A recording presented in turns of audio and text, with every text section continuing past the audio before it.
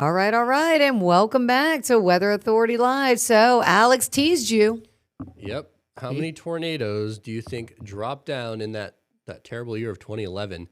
That was a historical year across the whole country. I'm pretty sure that was a strong La Nina, kind of teasing into what I'm going to talk about soon. But the correct answer is C. 106 tornadoes in that year. And Danielle was mentioning, no, it's 2021 but you were talking about Middle Tennessee, our area. But I could have made the trivia question Middle Tennessee, but I just wanted to include the whole state because during my research today, I focused on the whole state because so it looks better. The data was just the data was better than just for Middle Tennessee because it's hard. Some data might not, include the correct counties and stuff like that. You got to be very careful with it. That's why I wanted to be safe and just do the whole state. And we can get to our graphics now. So we showed this graphic yesterday. It's a tornado graph for the year. Yesterday I showed it because, today we're in February. We start to see that tornado risk ramp up. Now, luckily, we don't have anything in the next week or so. Right. Thankfully for all of us and all of our sanity. But this graph does show that tornado season here in Tennessee really is March, April, and May. So those are the months I focused on here in this research. So obviously our chances go up in these months, March, April, and May, but will this season feature, more tornadoes than normal or less? And as a baseline, normal is 31. You can switch to the next graphic now. And so I mentioned it, there's El Nino and La Nina. They do impact our winter weather. Typically during La Nina, I think in the winter, we see warmer, drier conditions. In El Nino, we can see colder outbreaks and more storms, snow systems and stuff like that. But there is a pretty good correlation. This is from the Climate Prediction Center. There's a pretty good correlation between how El Nino and La Nina impact our severe weather season. And this map is showing tornado trends, basically. When there's El Nino, we see less tornadoes on average in most of the country, but especially in Tennessee and Kentucky. And during La Nina, see more tornadoes on average, especially in Oklahoma and Arkansas. Look at northwest Arkansas, really bullseye there. That's a strong trend. And that's all we can really look at when we do these seasonal forecasts is at trends.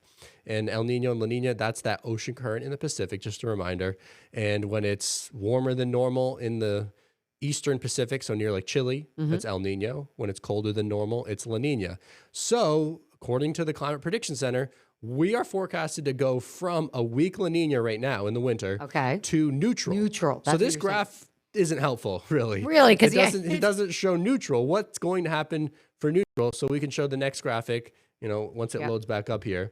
And I wanted to go back and look at all the years that we went from a weak La Nina in the winter to a neutral phase in the spring. So basically, are there any trends when we do this, when we go from a weak La Nina to neutral? And in the last 30 years, I focus on the last 30 years because the data is going to be a little bit better, but more so the tornado data is better because it's more consistent using the same type of radar technology we have. Because there's that, the most active tornado years are the most recent ones because people have cell phones, the radar's better. Have more confirmations. Yeah, there's more confirmations, but so that's why I wanted to use more recent data because the data does go back to 1950. But since 1995, so about 30 years, there's been 7 years with basically the exact same scenario that we're in this year. Again, a weak La Nina to neutral. And you can see the blue years, the blue number of tornadoes are below average, 5 out of 7. So that's good.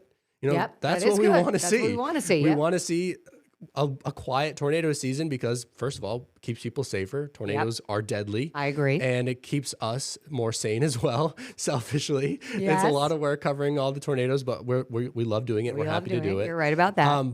That's the good news. And you can focus on what you want. If you're an optimist that doesn't want tornadoes, focus on that stat of 5 out of 7 we saw below average. And even in 2001 and 1996, well below average. Average was 31. We only saw 14. Right, like half. But if you're a storm chaser, you like tornadoes, you're a pessimist or something like that, the 2 years that we saw above average tornadoes were not just any old 2 years. Those were the 2 highest years of tornadoes in Tennessee. Oh boy, you're predicting doomsday to me right now. I'm hearing it. If you're a pessimist, no. So I wrote it in the article. I can't come to really any conclusion with our outlook. Correct. But you can focus on the good or you can focus on the bad. Depends who you are and what you want to focus on. But I like to focus on the good because 5 out of 7, that is a trend for sure. Yes, I agree with I you. just hate that the above average years were the record ones. The record ones, Alex. The number 1 and number 2. I hate that because if they were just like close to average or something, then that correlation would be pretty strong of either near average or below average. But then we have the two highest. And for fun, I went through and I did the average of all the years. You just see, and it's 35. So if you did that, we could see an above average year. But like I said, the conclusion is there's no correlation with neutral. With it going neutral, we don't have. But like there are the National Weather Service does have that list of the top 10 deadliest tornado outbreaks and the phase of El Nino, and all of them are La Nina or neutral. But that's kind of misleading as well because I went back and looked at all the data. There's only most of the years are El Nino or La Nina or neutral, but most of them are neutral.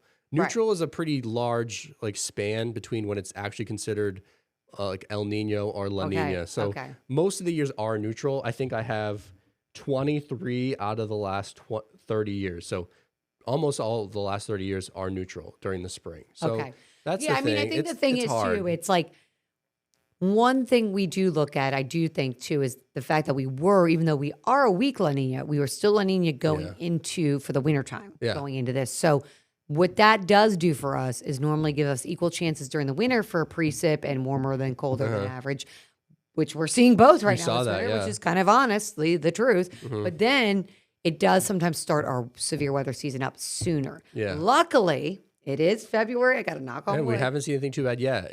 February 10th. And even though we have rain and storms coming in so far, nothing is showing any signs of anything we need to worry about now. If we did see a severe weather outbreak in 2 weeks or something, that wouldn't necessarily be abnormally early. Not really, because then once we go to March, it's one of our biggest months. Yeah. So there you go. But I will say, I remember 2021 very well, Alex. I was here for that one. I feel bad that I couldn't really come to a concrete solution because of those 2 years that were the record years. I wanted to be like, hey, it's going to be below average. It's likely below average. But, like I said, you can focus on the stat you want. The real important thing is just being prepared. Yeah, exactly. If you get a tornado warning, having your plan in place, taking action, get to your safe place. That's all you can do to protect yourself from a tornado. Obviously get those warnings from us or from our app and then take action. That's all you can do. And you can have peace of mind if you have a good tornado safe place plan in place. If you have a tornado plan in place, you can have peace of mind. Just hopefully we don't have anything. Yes. And we will help get you prepared. We'll keep you safe. Just make sure you're glued to us when we have weather going on because our entire team will work hard around the clock to make sure you stay safe.